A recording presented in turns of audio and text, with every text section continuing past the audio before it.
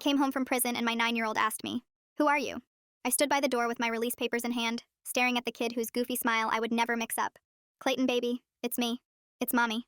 I'm home." Clayton went pale like he'd seen a ghost. "But Daddy said you died in prison." "What? That's crazy, I'm right here."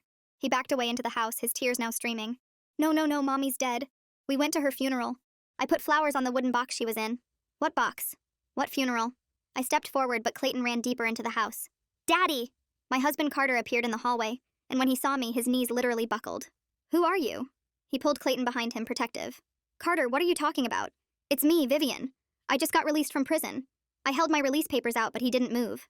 Vivian died 8 months ago." His voice was breaking. "Sewer slide in her cell.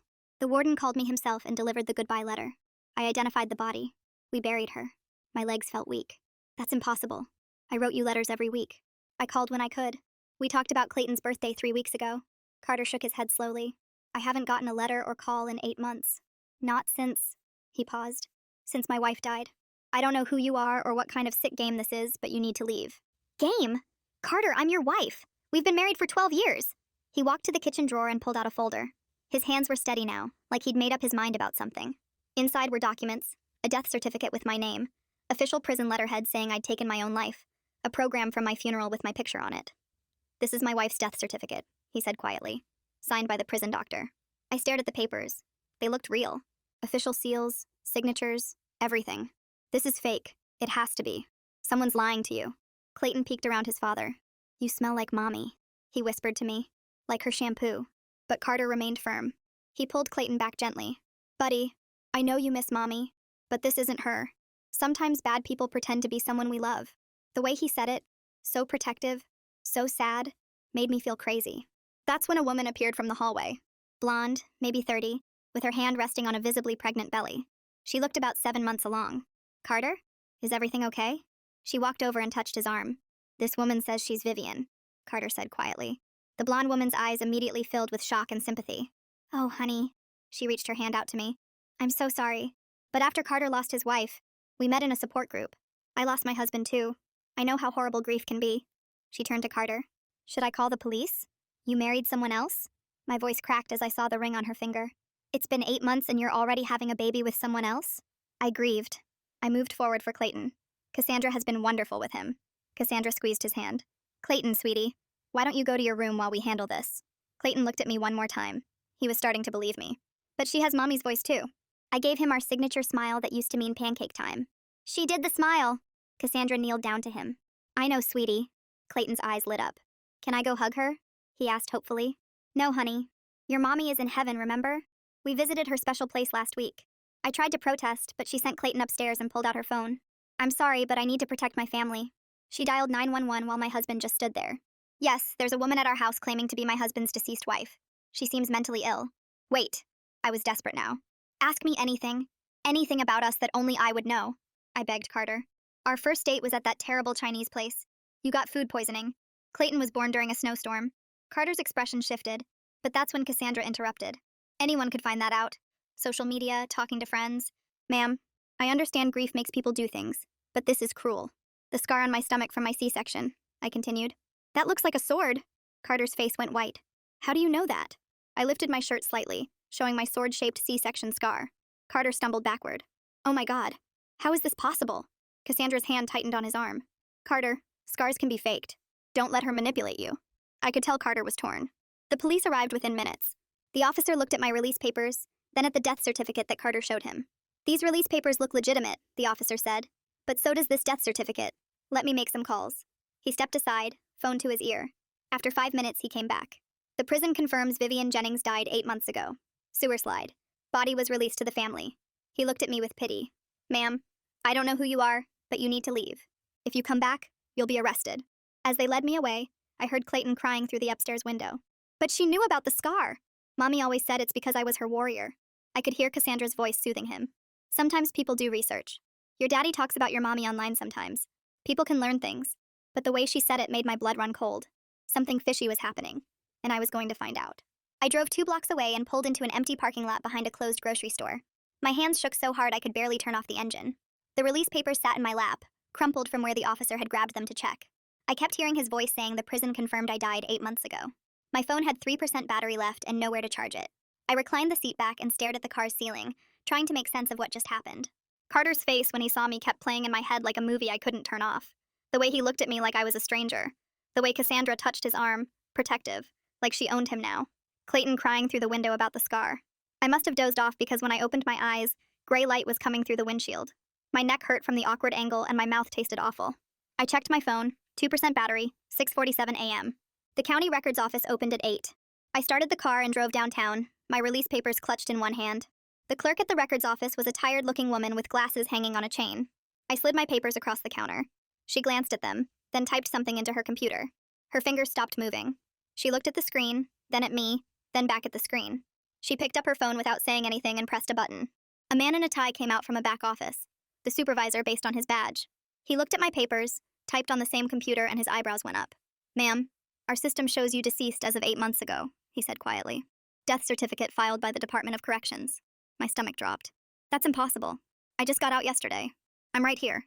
He clicked his mouse a few times. "The record shows Vivian Jennings died by suicide in custody. There's a death certificate on file." He paused. "Would you like a copy?" I nodded because I couldn't speak.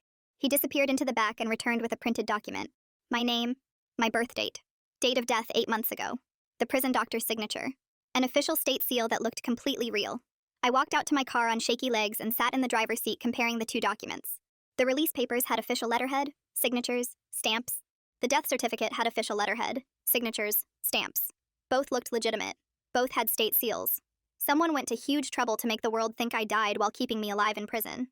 Someone with access to official systems and documents.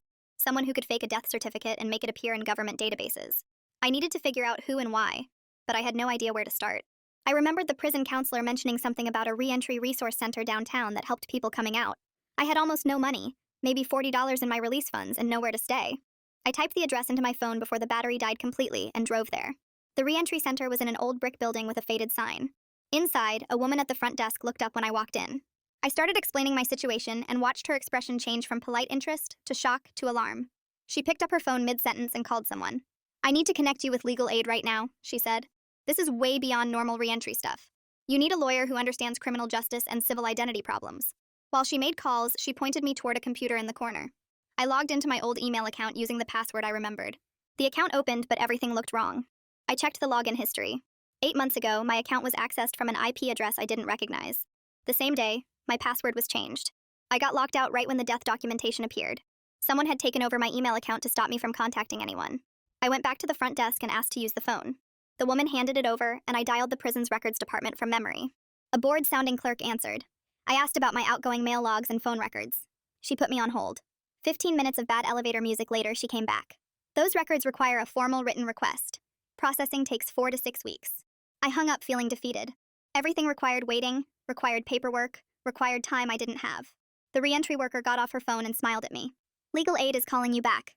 They're scheduling an intake appointment." Her phone rang 5 minutes later. She handed it to me and I talked to someone who scheduled me with an attorney named Halima Ward. 3 days from now. 3 days felt like forever when I had nowhere to sleep and my son thought I was dead. The re-entry worker must have seen my face because she made another call and found me an emergency shelter bed for tonight. I thanked her and left with the address written on a scrap of paper. Back in my car, I couldn't stop thinking about Clayton's face when he saw me.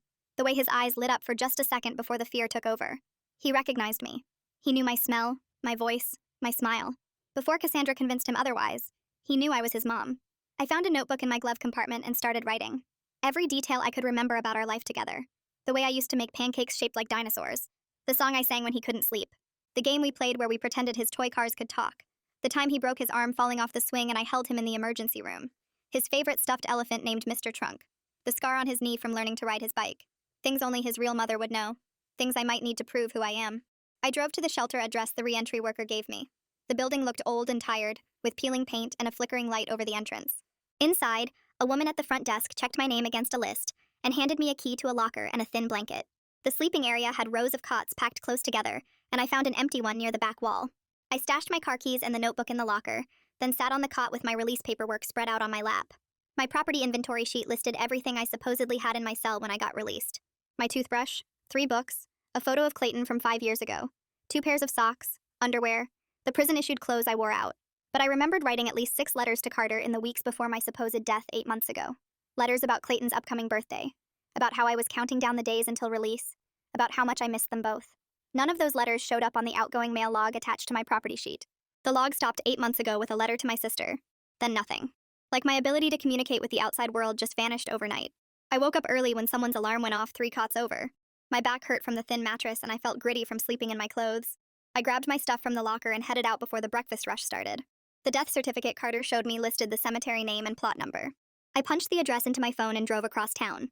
The cemetery gates were open and I followed the winding road past rows of headstones until I found the section number. I parked and walked through wet grass, reading names and dates on markers until I saw it. My name, Vivian Jennings. My birth date, and a death date from 8 months ago. Fresh flowers sat in a metal vase attached to the headstone. Someone had been here recently, probably Carter and Clayton visiting what they thought was my grave. I stood there staring at my own headstone and felt like I was watching myself from outside my body. This thing existed in the real world. Someone paid money for it. Someone carved my name into stone. Someone put my supposed body in the ground under this exact spot. The whole thing felt wrong in a way that made my skin crawl. I pulled out my phone and took photos of everything. The headstone from different angles, the flowers, the plot number marker, the funeral home name engraved at the bottom of the stone. Then I walked back to my car and looked up the funeral home address. 3 blocks away. I drove over and parked in their small lot. The building was brick with white columns, trying to look fancy but mostly looking dated. Inside smelled like flowers and carpet cleaner. A man in a dark suit looked up from a desk when I walked in. I asked if I could speak to whoever handled arrangements for Vivian Jennings 8 months ago. He looked confused and asked if I was a family member. I told him I was Vivian Jennings and I needed to see the file. His face went pale and he stood up quickly, saying he needed to get the director. A few minutes later, an older man came out and introduced himself as Mick Elliott. He asked what this was about, and I could tell he thought I was some kind of scam artist or crazy person. I pulled out my release papers and held up my wrist so he could see the prison ID bracelet they forgot to cut off when I left. His expression changed from defensive to shocked. He asked me to wait and disappeared into a back office. When he came back, he was carrying a thick folder. He sat down at a table in a small conference room and opened it carefully.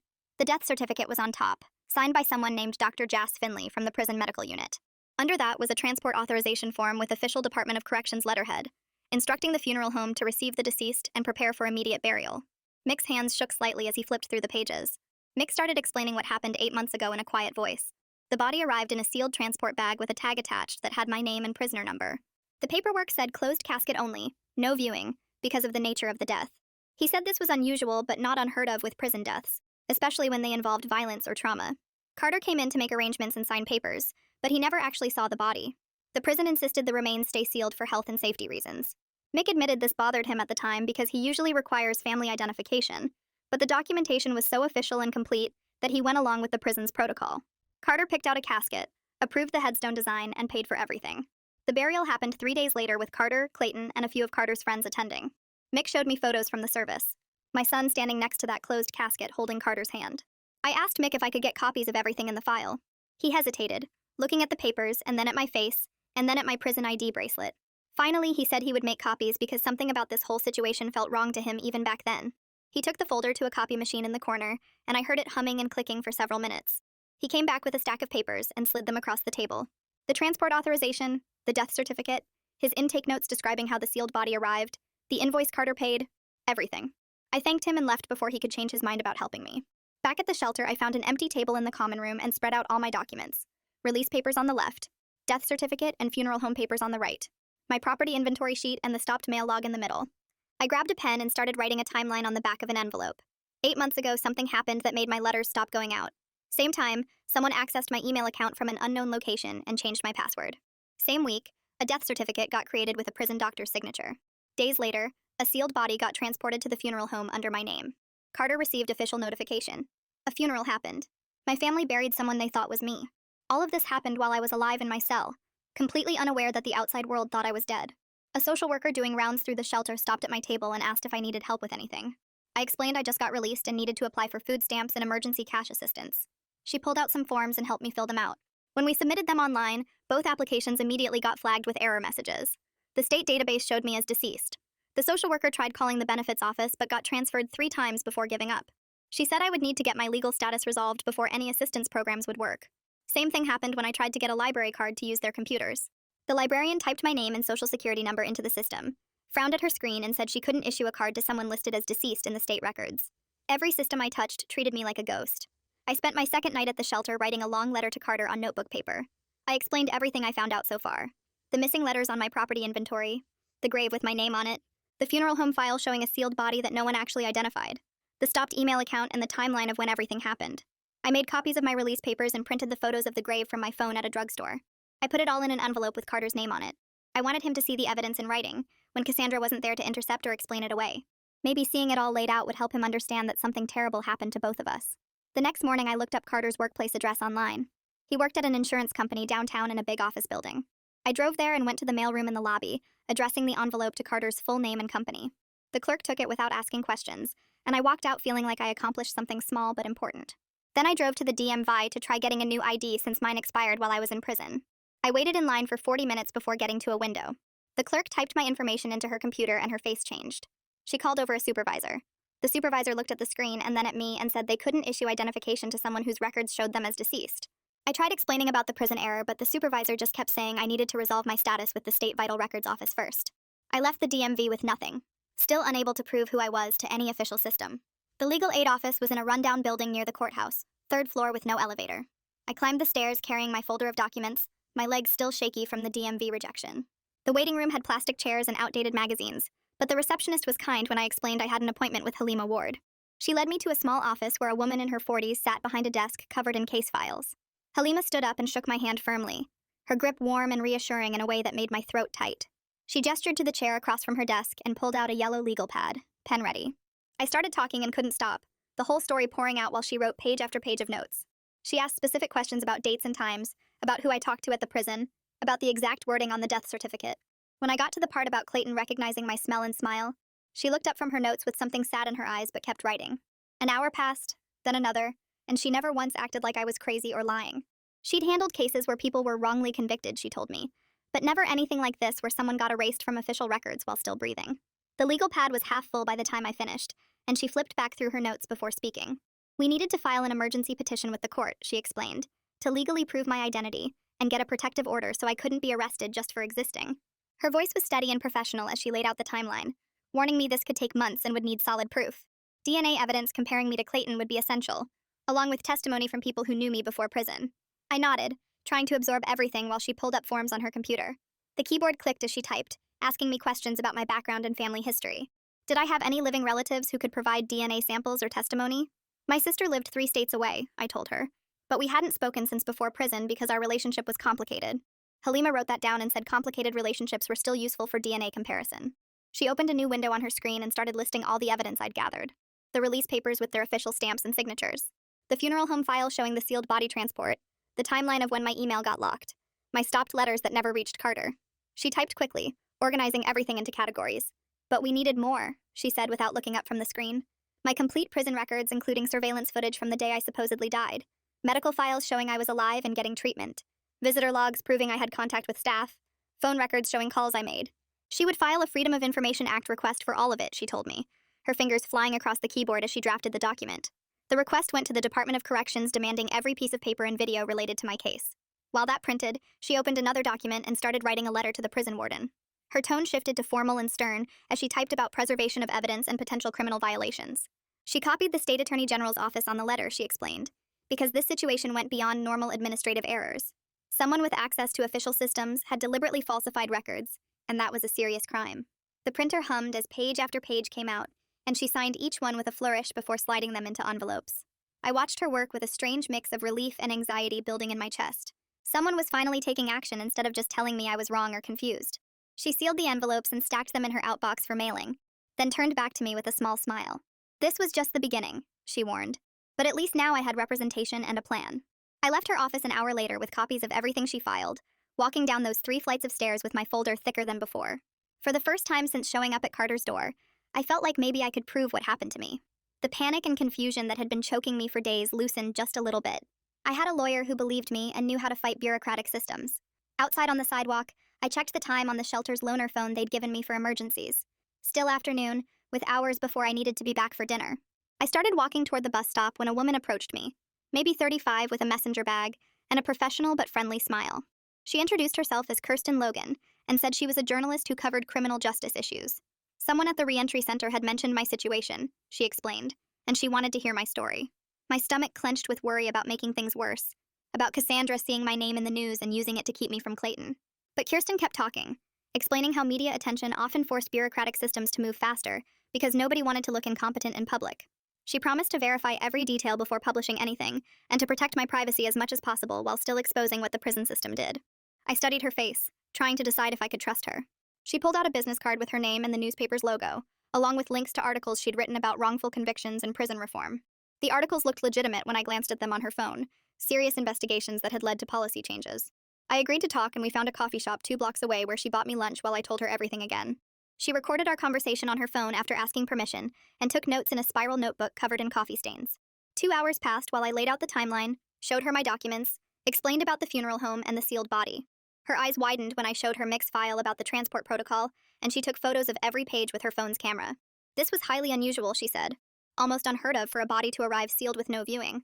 It suggested someone with institutional authority had orchestrated the whole cover-up. Someone who could manipulate official paperwork and transport procedures.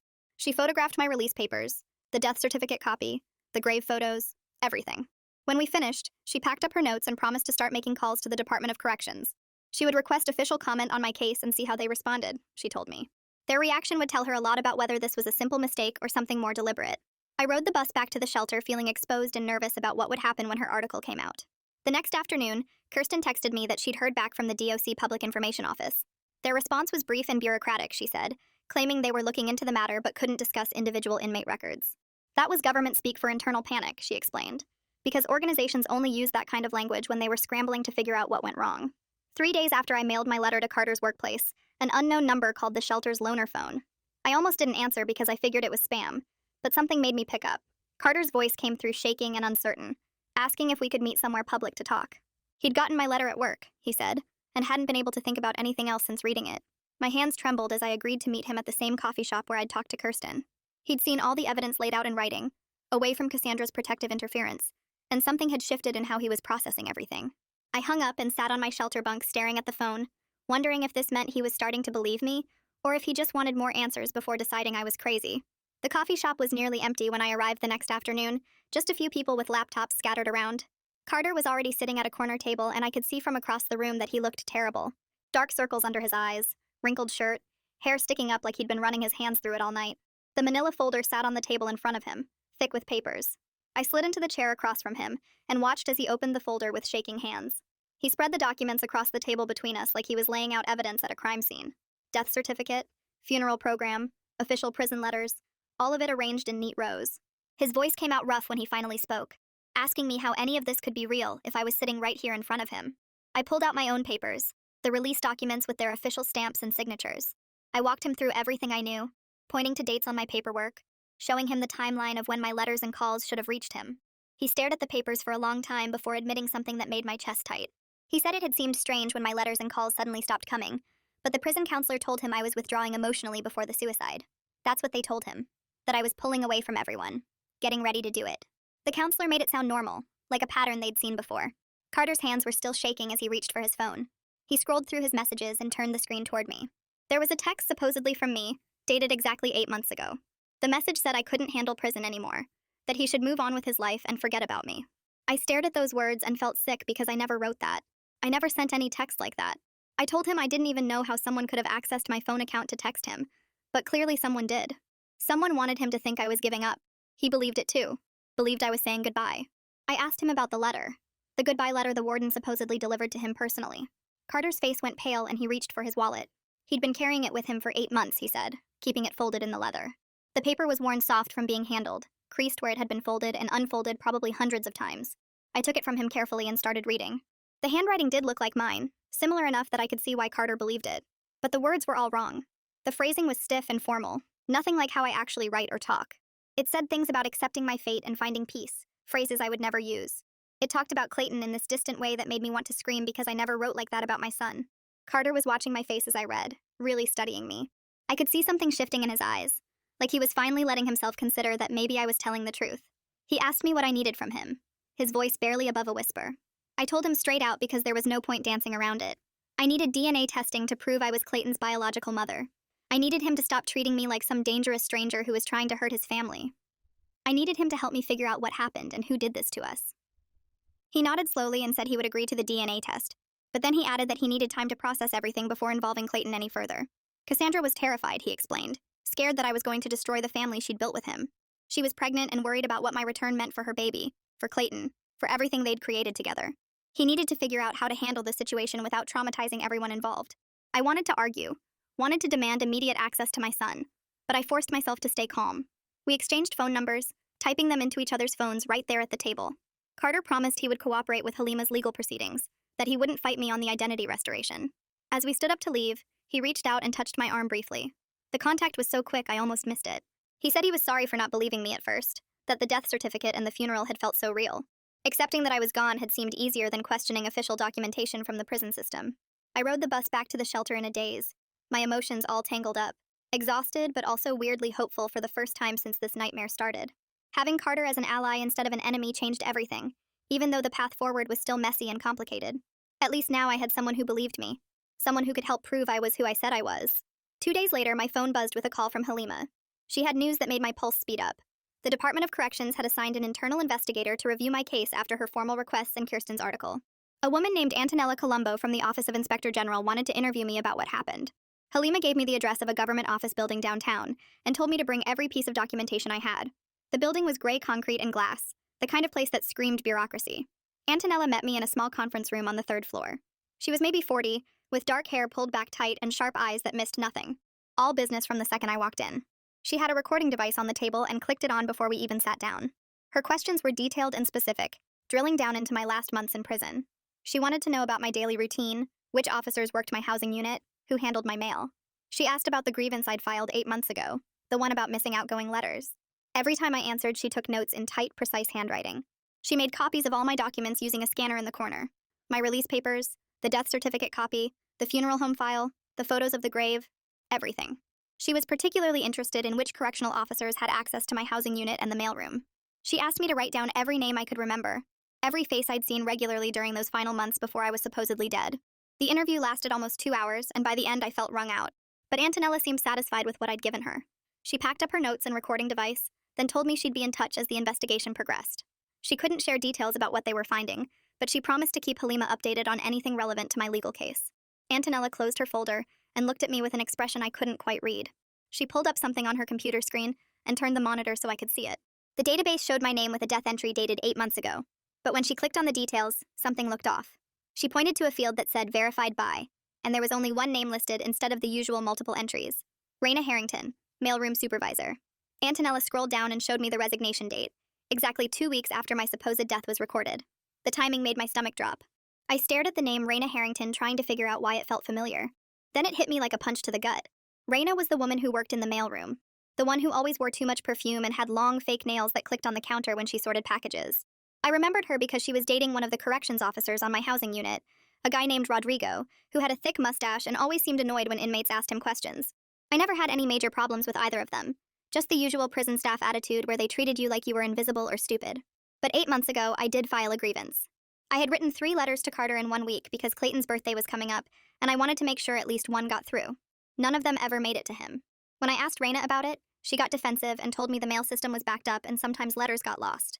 I filed the grievance through the official process, documenting the dates I'd given her the letters and the fact that Carter never received them. The grievance went to her supervisor, and I never heard anything back about it. 2 weeks later, my outgoing mail privileges got suspended for some bogus rule violation I didn't even commit. Antonella was watching my face as I remembered all this. She handed me a yellow legal pad and a pen, and asked me to write down everything I could recall about that grievance.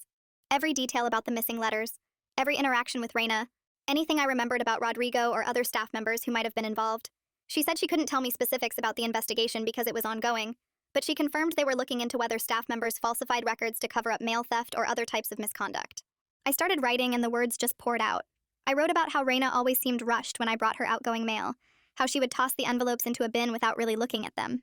I wrote about the grievance form I'd filled out, and how the response I got back was just a form letter saying my complaint had been reviewed and found to have no merit. I wrote about Rodrigo, and how he started giving me weird looks after I filed the grievance, like he knew something I didn't. I wrote about how my mail privileges got suspended right after that, and how I had to go through this whole appeal process just to be able to write to my family again. By the time I got my privileges back, Carter had stopped responding to my letters anyway. I thought he was mad at me or had given up on our marriage. I never imagined someone was literally making me disappear from the system. The pen shook in my hand as I kept writing. Antonella let me take my time, not rushing me, just occasionally nodding when I looked up. When I finally finished, I had filled 4 pages front and back with everything I could remember. She took the pages and read through them carefully, making notes on a separate pad. Then she looked at me with a serious expression and told me something that made my blood run cold. She said if Reina and Rodrigo were involved in this, I needed to stay far away from them. She said confronting them directly could mess up the investigation and potentially put me in danger. She said people who would go this far to cover up their crimes might do worse if they felt threatened.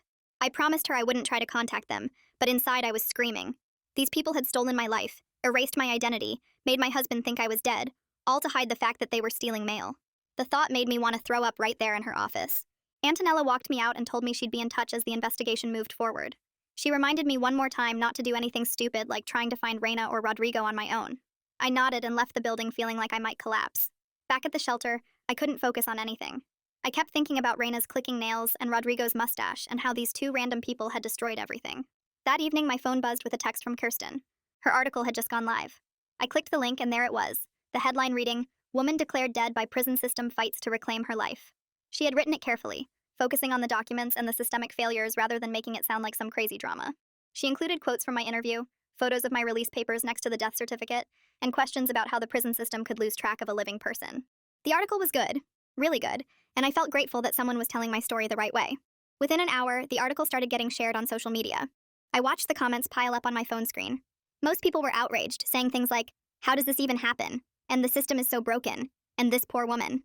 Some people were skeptical, though, saying I was probably a con artist or mentally ill, that there had to be some reasonable explanation. But the supportive comments outnumbered the negative ones by a lot. People were sharing the article and tagging news organizations and government officials. It felt like maybe something good could come from all this attention. The next morning, the shelter director called me into her office. She looked stressed and uncomfortable. She told me she'd received a phone call the night before from someone claiming I was dangerous and shouldn't be around vulnerable people. The caller had said I was violent and unstable and that having me at the shelter put everyone at risk. The director said she didn't believe any of it, that I'd been nothing but quiet and respectful since I arrived. But she had to take the threat seriously because of liability issues and the safety of the other residents. She was really sorry, but she needed me to find somewhere else to stay. I felt like I'd been punched in the stomach. I gathered my few belongings and called Halima from outside the shelter. She sounded angry when I told her what happened. Angry at whoever made that call, not at me. She said she had some emergency legal aid funds she could use to get me into a cheap motel for a few weeks while we worked on more permanent housing. 2 hours later, I was checking into a rundown motel on the edge of town. The room smelled like cigarettes and cleaning chemicals. The bedspread had stains I didn't want to think about, and the TV only got 3 channels. But it had a door that locked and no one could tell me to leave. After weeks of the shelter's chaos and years of prison's constant noise and surveillance, having a private space felt like the biggest luxury in the world.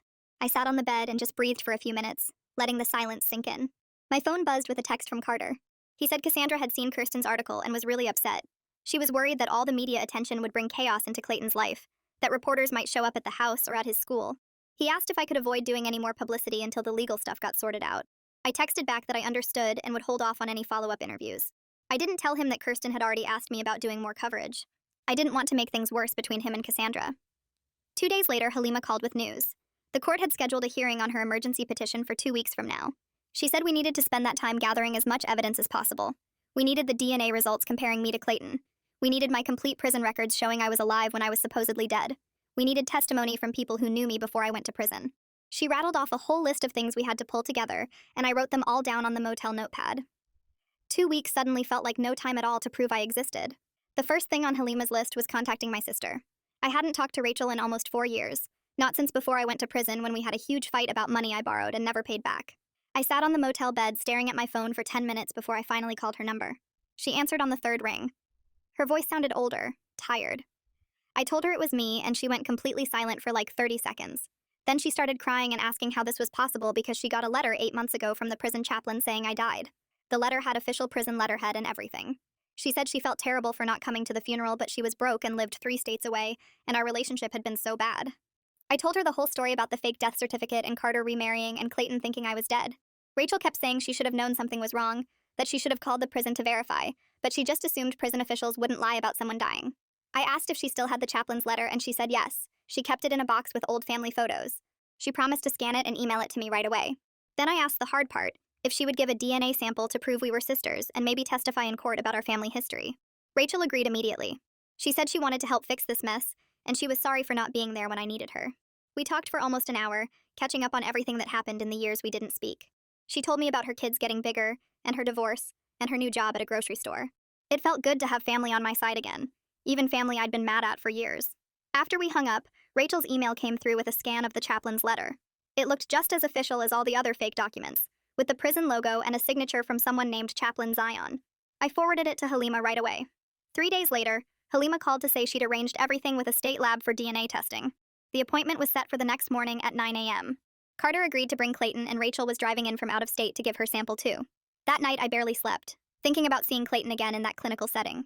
The lab was in a medical building downtown, all white walls and fluorescent lights that made everything look cold and harsh. I got there early and sat in the waiting room until Carter arrived with Clayton. My son looked so small walking through those glass doors, holding his dad's hand. He was wearing his favorite blue shirt with dinosaurs on it, the one I bought him for his 7th birthday. When Clayton saw me sitting there, he stopped walking and just stared. I smiled at him but didn't say anything because Halima warned me the court's temporary order meant no contact during the appointment. The lab tech called us back to a room with 3 chairs and a metal table covered in supplies. She explained the process to Clayton in a nice voice, telling him it would just be a quick swab inside his cheek and it wouldn't hurt at all.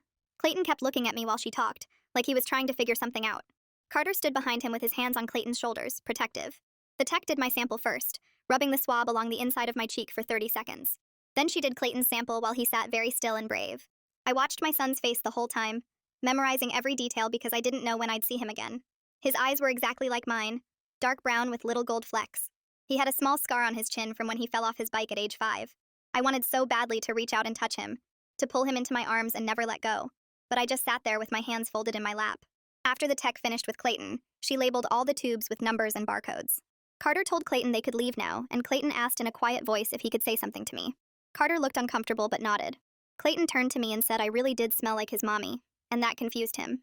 Then Carter guided him out of the room before I could respond. I sat there for another 20 minutes waiting for Rachel to arrive. When she finally showed up, we hugged for a long time in the waiting room. She looked different, older and thinner, but her eyes were the same. The tech took Rachel's sample, and then told us the results would take 10 days with the expedited processing Halima requested. 10 days felt like forever when I knew the science would prove what I already knew, that I was Clayton's mother, and I never died in that prison cell. I spent those 10 days in the motel room mostly, watching terrible TV and trying not to go crazy with waiting. On day 6, Antonella called with new information from her investigation. She said the prison's surveillance system showed me alive and walking around my housing unit on the exact date I supposedly died. The cameras captured me in the day room, in the chow hall, in my cell. She also interviewed other women from my unit, and they all confirmed I was there that whole week, very much alive. Multiple people remembered seeing me and talking to me on the day the death certificate said I killed myself. Antonella's voice got more serious when she told me the next part. She found another inmate death that happened 3 days before my supposed death. A woman named Jazz who died of a heart attack or something medical. Jazz had no family, so her body was released to the county for burial in the prison cemetery, where inmates with nobody go. But here's the disturbing part. The timing of Jazz's death and my fake death lined up too perfectly to be a coincidence. Antonella thought someone might have switched our identities in the prison records, declaring me dead and having Jazz's body buried under my name. I felt sick hearing this, thinking about some poor woman buried in a grave with my name on the headstone. Antonella explained her theory about why this happened. If Reina and Rodrigo were stealing mail like I suspected, and if my grievance 8 months ago could have exposed them, they might have seen Jazz's death as an opportunity. By declaring me dead in the system, they could make any complaints I filed disappear as clerical errors. With me officially deceased, Carter would stop asking questions about missing letters. I'd be trapped in this bureaucratic nightmare even after my release date. The whole theory made horrible sense in a way that made me want to throw up. They declared me dead and buried someone else under my name just to cover up stealing mail and whatever other shady stuff they were doing. Carter would stop calling the prison asking why his wife wasn't writing back. Any grievances I filed would get dismissed because dead inmates don't file complaints. I asked Antonella what would happen to Reina and Rodrigo if she proved this theory true. She said they could face federal charges for falsifying government documents, mail fraud, and civil rights violations. The prison administration could also face huge liability for failing to catch such a massive error in their system. Federal investigators might get involved. People could lose their jobs. There might be lawsuits. Antonella told me she was building a strong case but needed more evidence before bringing charges. She was tracking down the transport records for Jazz's body and interviewing more staff members who worked in the mailroom. Everything was moving forward, she said, but these investigations take time. I thanked her and hung up, feeling angry and validated at the same time. Angry that people would destroy my life just to hide their crimes. Validated that someone in authority finally believed my story and was working to prove it. 5 days before the court hearing, Halima called my motel room at 8 in the morning. The DNA results were back from the state lab. She read the numbers to me over the phone. 99.97% probability that I was Clayton's biological mother. My sister's DNA confirmed we were siblings. The lab had no doubt about my identity. Halima said she was filing the results with the court within the hour and sending copies to Carter's lawyer and the state attorney. I sat on the motel bed after hanging up, staring at the printed email confirmation she sent to the business center downstairs. Science proved what I already knew, but seeing those numbers made it real in a way that felt different. My phone rang again 2 hours later. Carter's name showed on the screen. I answered and heard him crying before he said anything. He kept apologizing, saying he didn't know how to process that he buried someone else while I was still alive. His voice broke when he asked if we could meet again to talk about telling Clayton the truth. I said yes immediately. We agreed to meet at the same coffee shop the next morning. I spent the rest of the day pacing the motel room, thinking about seeing Carter again now that he finally believed me completely. The next morning I got to the coffee shop early and sat in the same booth we used before. Carter arrived 10 minutes later carrying a manila envelope.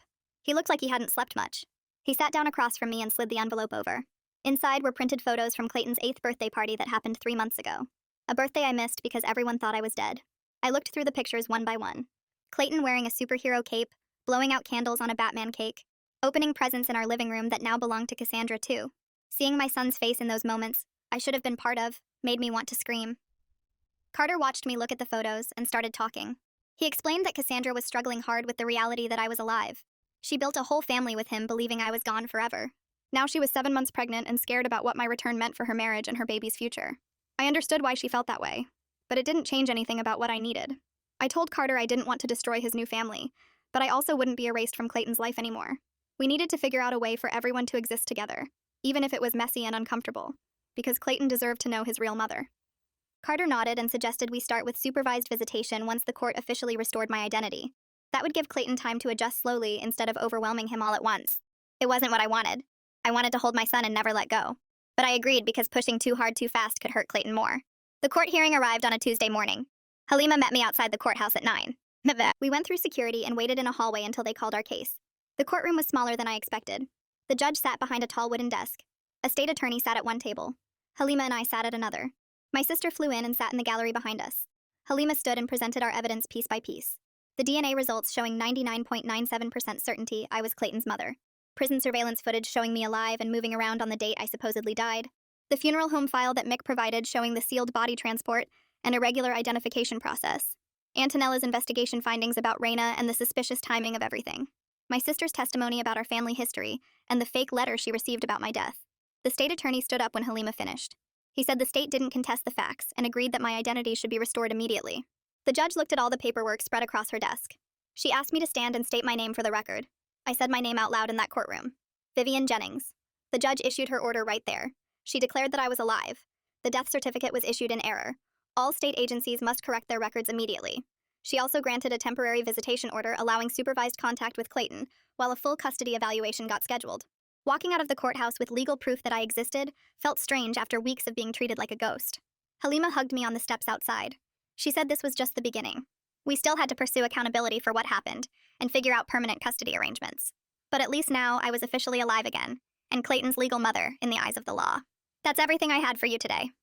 I always try to make sure you leave with something useful, not just a story. If it gave you an idea or a little clarity, then it did its job. Subscribe so you don't miss the next one.